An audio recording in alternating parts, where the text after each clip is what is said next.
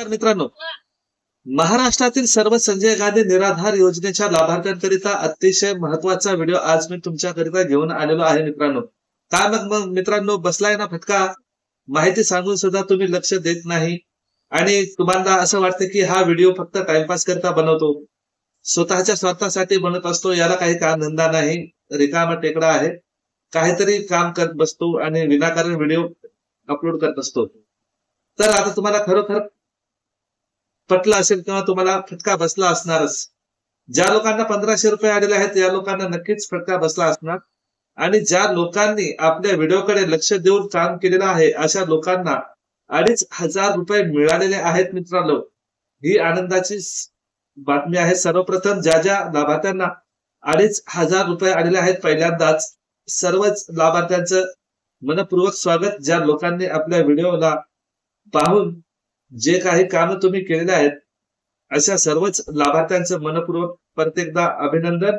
आणि ज्या लोकांनी आपल्या व्हिडिओकडे दुर्लक्ष केलेलं आहे किंवा ज्या लोकांना आपले व्हिडिओ पटत नाहीत किंवा ही व्यक्ती टाइमपास करते अशा लोकांना आज फटका बसलेला आहे. तर मित्रांनो, काय आहे खरं कारण हे जाणून घ्यायचं आहे.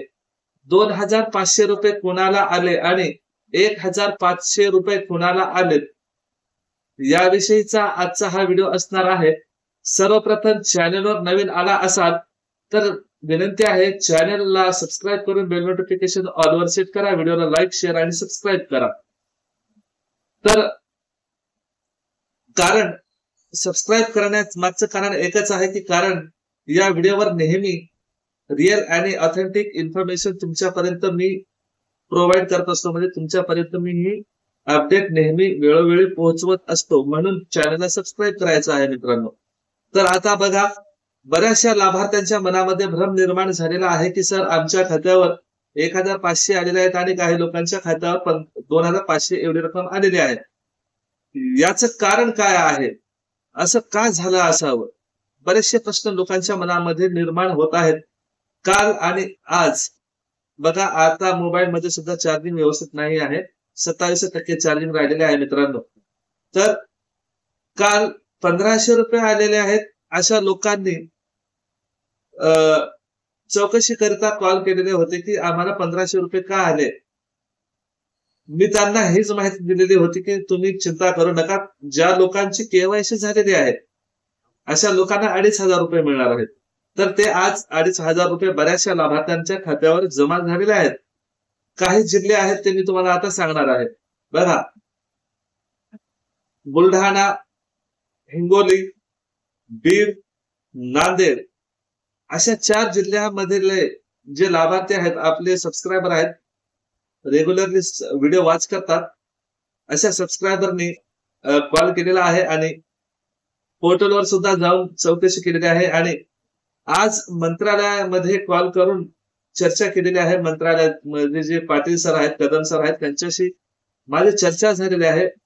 त्यांच्याकडून मला माहिती अशी मिळाली आहे की मित्रांनो, ज्या महिला विधवा आहेत अशा महिलांनी फॉर्म भरताना काय भरलेला आहे, निराधार. ठीक आहे. मग जे दिव्यांग व्यक्ती आहेत त्यांच्या फॉर्मवर जर निराधार केलेला असेल अशा लाभार्थ्यांना 1500 रुपये आणि ज्या लोकांच्या फॉर्मवर दिव्यांग या शब्दाचा उल्लेख आहे अशाच लाभार्थ्यांना 2500 रुपये देण्यात आलेले आहेत. पण काही जिल्ह्यामधून मंत्रालयाकडून माहिती देण्यात आली होती, म्हणजे मंत्रालयाने डॉक्युमेंट्स मागवलेले होते. उदाहरण नाशिक आहे, बीड आहे आणि हिंगोली, पुणे विभाग अशा बऱ्याचशा जिल्ह्यामधून दिव्यांग लाभार्थ्यांचे डॉक्युमेंट्स मागवण्यात आले होते आणि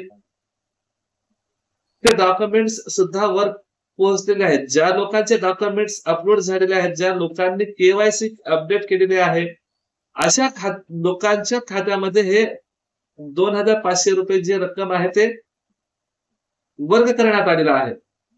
मग काही स्थानिक पातळीवर ज्या काही तहसील कार्यालय वगैरे असतात, या तहसील कार्यालयांकडून डॉक्युमेंट्स पोर्टलवर पाठवले गेले नाहीत किंवा अपलोड केलेले नाहीत आणि काही लोकांनी केवायसी केलेली नाही अशा लोकांना 1500 रुपये आलेत. आणि मोठं कारण अजून एक पुढे म्हणजे समोर आलेलं आहे ज्या जिल्ह्यामध्ये डॉक्युमेंट्स मागवले नाहीत त्या जिल्ह्यामधल्या लाभार्थ्यांनी यूडीआयडी केवायसी करणं गरजेचं होतं आणि गरजेचं सुद्धा आहे.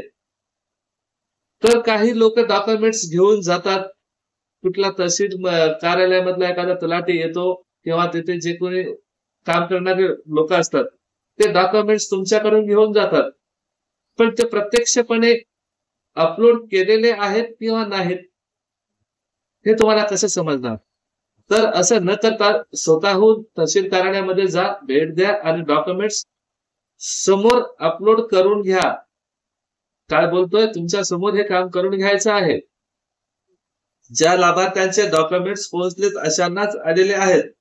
तर चिंता आता तुम्हाला करायची काय आहे, ती चिंता एकच, जरी तुमच्या जिल्ह्यामध्ये डॉक्युमेंट्स मागवले नसतील तर यूडीआयडी कंपल्सरी आहे, केवायसी करून घ्या. जर केवायसी अपडेट नाही केली तर तुम्हाला 1500 रुपयेच मिळणार आहेत. आणि महत्वाचा मुद्दा म्हणजे जे लोक व्हिडिओकडे दुर्लक्ष करतात यांच्याविषयी बोलणं सुद्धा योग्य नाही असं तरी मला वाटतं. आणि आज 2500 रुपये आलेले आहेत. ते 4 जिल्हे कोणते आहेत ते तुम्हाला मी सांगितलेलं आहे. आणि तुम्हाला आता 2500 रुपये घेण्याकरिता काय करायचं आहे हे सुद्धा मी तुम्हाला सांगितलेलं आहे. ज्या ठिकाणी डॉक्युमेंट्सची आवश्यकता नाही तिथे यूडीआयडी केवायसी करणं गरजेचं आहे. ज्या ठिकाणी यूडीआयडी सोबतच डॉक्युमेंट मागवत असतील त्या ठिकाणी डॉक्युमेंट सोबत यूडीआयडी अपडेट सुद्धा करून घ्यायची आहे. तर बऱ्याचशा व्हिडिओज मधून माहिती अशी दिली जात आहे की सरकारकडे निधी उपलब्ध नाही आणि तो निधी अगोदर मंजूर करून घ्यावा लागेल.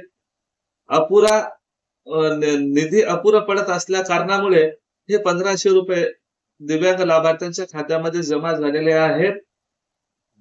तर हेच पैसे पुढच्या महिन्यात जमा होतील अशी बरीचशी माहिती व्हिडिओज मधून दिली जात आहे. अशा व्हिडिओकडे कुणीही दुर्लक्ष करू नका आणि महत्वाच्या मुद्द्याकडून भटकू नका. म्हणजेच महत्वाचा मुद्दा कोणता आहे, यूडीआयडी केवायसी आणि डॉक्युमेंट्स जमा करणे, हे दोनच मुद्दे महत्वाचे आहेत. इतर कुठलाही मुद्दा महत्वाचा नाही. अपेक्षा करतो व्हिडिओ मोठा झालेला आहे पण तुमच्या लक्षात आला असेल तर व्हिडिओला शेअर, लाईक आणि सबस्क्राईब करा. मी भेटतोय का नवीन व्हिडिओसह, तोपर्यंत मला जय हिंद, वंदे मातरम.